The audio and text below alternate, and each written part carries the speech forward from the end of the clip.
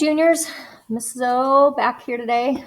Section 3 is where we need to finish on Chapter 14, the Great Depression. Hopefully everybody's doing well. Miss you guys. Section 3, Hoover struggles with the Depression. I think we talked about last week a little bit in regards to Hoover. He was orphaned by the time he was, 9, 10 years of age. He was raised by an uncle, put himself through Stanford University, became a multimillionaire when he was, by the time he was 40, cut his own presidential salary by 1/5, but just wasn't doing enough to get America out of the situation that we're in at the time. Hoover tries to reassure the nation. Many experts believe, let the slump liquidate itself. So he was being advised by a top advisor to do nothing. And so that's kind of interesting, the advice that he was receiving, and he was following that advice. You look at President Trump today, and with the coronavirus and COVID-19, and you look at the businesses that are shut down and the economic issues that are a result of this virus, and President Trump and his advisors, what they're advising him to do. Hoover's philosophy: he was an engineer, a mining engineer. He was a humanitarian. Government's chief function was to foster cooperation between competing groups and interest in society. So they weren't necessarily takeover. It was supposed to be a cooperation between those two groups. Government's role was to encourage and facilitate cooperation, not to control it. Hoover did not believe in direct relief. That just means you go, you line up, here's your $10. You don't have to do anything, here's your money. He did not believe in that. It's called dole, D-O-L-E, and he did not believe in that. He felt like that would create a dependent group of Americans. Handouts would weaken people's self-respect and moral fiber. I always tell kids when I'm in class lecturing on this, it's like getting $50 for doing nothing every week. Eventually you become dependent on it, and you're like, where's my $50? I don't have to do anything. And so that's just kind of a bad attitude to take. Individuals, charities, local organizations pitch in to help the less fortunate. You see a lot of people step into the plate, even today with COVID-19.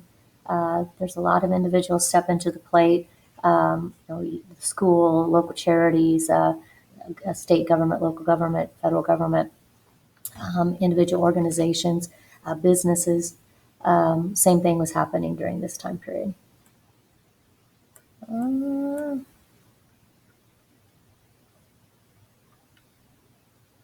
Sorry, guys, I'm trying to get...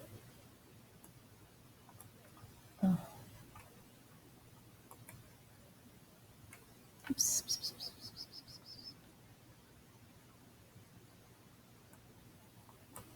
Oh, sorry. I don't know where I'm at. Let's see.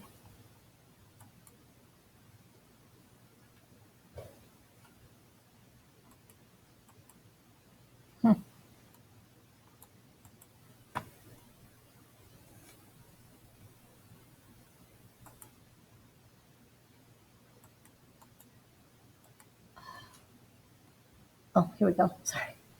I found it. Couldn't find my right thing here. What were some of Hoover's key convictions about government? Reason could solve problems. He was an intellect. He believed that intellectually he could solve these problems. Key convictions that government should foster cooperation between competing groups, that individuals, charities, and private organizations should help care for the less fortunate. And I would say we do a lot of that today. Whether it be your church, your school, your local community, different businesses, state, federal, local. Hoover takes cautious steps. After the crash, he called together key leaders in the fields of business, banking, and labor, urged them to work together. Look today, what's going on with COVID-19? President Trump's calling in businesses, banking, they're calling in people to discuss what can we do. Urged them to work together. None of these steps help, though. And, of course, Americans are struggling, and they want something, and they need help now. Now, you remember, during this time period, there's no FDIC, there's no workman's compensation, there's no Social Security. None of those things have been created yet. Hoover was born a Quaker. He was from Iowa. He was orphaned by the time he was 10. I think his mom died when he was 9. Dad died when he was 10, raised by an uncle. Worked his way through Stanford University. He became a mining engineer by the time he was 40. multimillionaire by the time he was 40. During the 1930s, many Americans turned from capitalism to socialism and communism. So you'll see a kind of a movement in times of crisis, look to other things. And so socialism and communism, you're going to see kind of get a little bit of a foothold in America at the time. Boulder Dam, also known as Hoover Dam, it's a dam on the Colorado River. Hoover proposed to finance the dam's construction by using profits from the sale of electric power that the dam would generate. You guys will be watching a YouTube video on Hoover Dam, just a little short video, so you can kind of see what it looks like. $700 million public works program. And public works just means that government's hiring people to work to build it. Boulder Dam, later called Hoover Dam. At one time, I think this stat's old, you guys, but at one time it was the world's tallest dam. At one time it was the second largest dam. Began construction in 1930, finished in 1936. It's in the state of Nevada. It's 25 miles from Las Vegas.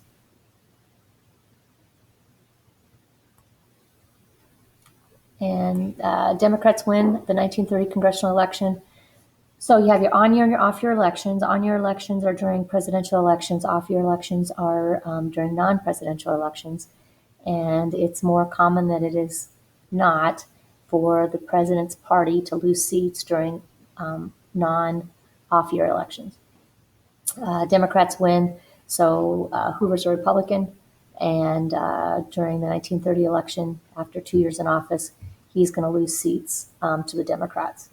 Republicans are going to lose control of the House. That is more common than it is not. And that's kind of telling the president, we don't like what you're doing. Farmers burn their own corn, their wheat, dump their milk on highways. Supply and demand, right? We did the cookie experiment. The more something you have, the price goes down, or the less you want it. The less of something you have, the higher the price, or the more you want it. So as a result, they're going to burn corn, wheat, dump their milk to try to increase the prices. Farm holiday. Farm holiday is where farmers just are not going to work. If you're not working, you're not producing. And same thing, going back to supply and demand. Some blocked roads to prevent food from getting to market. Hoovervilles, and then some things that come out in the 1930s. Hoovervilles are shanty towns, homeless dwellings in American cities. People called it Hoovervilles, a direct slap at the president's policies. Hoover was very saddened by this. Hoover blankets, those are the newspapers that poor people, homeless people would wrap themselves in. Hoover flags were the empty pockets of these homeless people. And all those things were a slap in the face of President Hoover.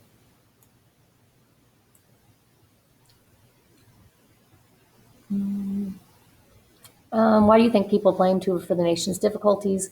Americans looked to their leader for results, and he just wasn't as optimistic. Things weren't getting done. He was taking the advice of his cabinet members, which was to do nothing. Eventually, he will have to do something, but too late. Hoover takes action as the Depression went on. Hoover gradually softens his position on government intervention in the economy. Hoover's going to start backing cooperatives or co-ops, which we have today.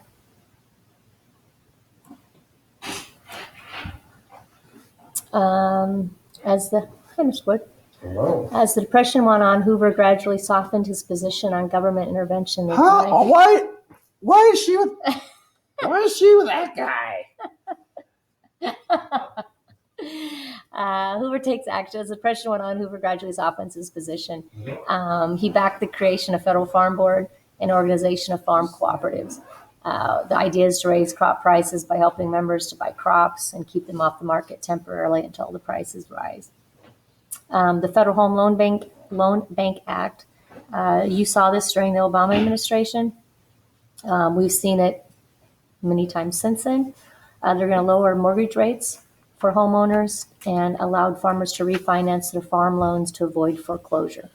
So the idea is that if you lower the interest rates or the mortgage rates, your monthly house payment or mortgage will go down, and it'll save you from losing your house to the bank. And so we saw this during the Obama administration. So just understand that it's happened multiple times, but this was what Hoover was doing. The Glass-Steagall Banking Act, that's going to separate investment banking from commercial banking, which we have today. Reconstruction Finance Corporation, the RFC, that's going to be approved by Congress in 1932. It's going to authorize up to $2 billion for emergency financing for banks, life insurance companies, railroads, and other large businesses. The idea is that they will loan more than $805 million to large corporations to try to keep these big businesses from failing. Unfortunately, these big businesses did fail. What were some of the projects proposed by Hoover and how effective were they? The Federal Farm Board, the National Credit Corporation, the Federal Home Loan Bank Act, and the Reconstruction Finance Corporation. Kind of a little too little too late. Trickle-down economics, that's if business has adequate capital, or the upper echelon, the money, people that have the money in business, if they have adequate capital, it would expand, hire more workers, and thus end the crisis. And it would trickle down to everybody, the everyday person in the trenches. Gassing the bonus army. Now this is, they don't go in, your book doesn't do a very good job of going through this. But the bonus army or bonus expeditionary force, there's a couple bills tied here. The Patman bill denied. Bonus army was led by a person by the name of Walter Walters, and he's going to support the Patman bill. The Patman bill, sorry, there's a typo there, authorized the government to pay a bonus to World War I vets who had not been compensated adequately during their wartime services. So the idea of the bill is that I'm a World War I veteran. I wasn't compensated properly, so I'm going to give them extra money through this bill. Congress approves this bill in 1924, during the Roaring Twenties when times are good, and it was supposed to pay out in 1945, which of course we don't know yet, but World War II is coming. But it's supposed to pay out in 1945 in the form of cash and a life insurance policy. Congressman Wright, Patman believed that money should be paid out immediately. So people are struggling, they can't pay their bills. So I want this money now. I want to cash out early, take less money now, but have my money now. And so it'd be $500 per soldier. Hoover opposed that legislation, and the Senate voted down the Patman bill. So, like I said, the idea, the money was there, but it was not supposed to be paid out until 1945. What did the bonus army want? They wanted their $500, their cash, World War I cash bonus money early. Hoover disbands the bonus army. Nervous that angry group could become violent, Hoover disbands the bonus army. So what happens was the bonus army goes to Washington. They're kind of camped out on the yard of the White House. Doesn't look so good. President Hoover basically says, we need to remove them because we're concerned about violence, but remove them peacefully. Unfortunately, the orders were not followed the way Hoover instructed. Hoover disbands the bonus army July 28th. I don't know the year on that, you guys. I'm guessing 1932, sometime in there. 1,000 soldiers are gassed, more than 1,000 people. 11-month-old baby will die because of the gas inhalation. An 8-year-old boy will become partially blinded as a result of the gassing, and 2 will be shot and many will be injured. But just to note that this was not ordered by Hoover. The orders were to peacefully remove them, not to fire gas upon them. But those orders were not followed, and Hoover never revealed that those orders were not followed. He took the blame, even though he did not order it. Anyway, that's it for Chapter 14, the Great Depression. The next chapter will go into the New Deal program. Hoover will not get reelected. FDR is going to get elected, and it'll go into the Franklin Delano Roosevelt administration and the New Deal. Bye, guys.